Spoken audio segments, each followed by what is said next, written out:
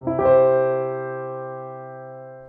talking with Alex Zaika about the exchange-traded fund sector, and he tells us what he thinks goes into making a good ETF. Before an investor, whether it's professional, retail, institutional client, trades an ETF, they need to go through a few steps to determine whether or not it is the right ETF for their portfolio.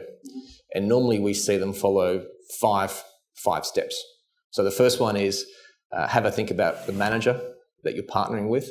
Does the manager have size, skill, and expertise? Because ultimately, to deliver low-cost ETFs, it is very much about a scale game. What's the exposure of the ETF? And I think this is the most important thing people should think about.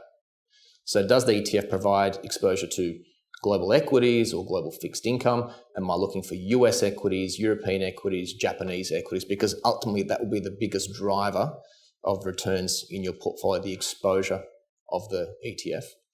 The cost of the ETF is very important, because if investors are holding the ETF for a long period of time in the portfolio, like I mentioned before, the impact of fees will magnify over time. The structure of the ETF is important. Is it physical or is it synthetic? So a synthetic ETF will actually use derivatives to seek its exposure.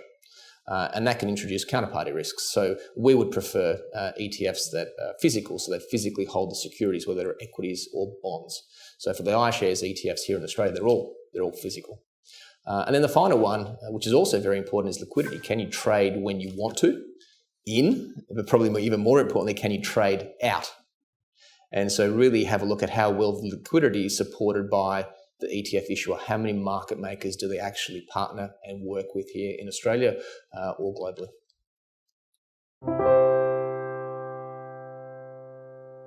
Any advice in this video is general advice prepared by Morningstar without reference to your financial objectives, situation, or needs.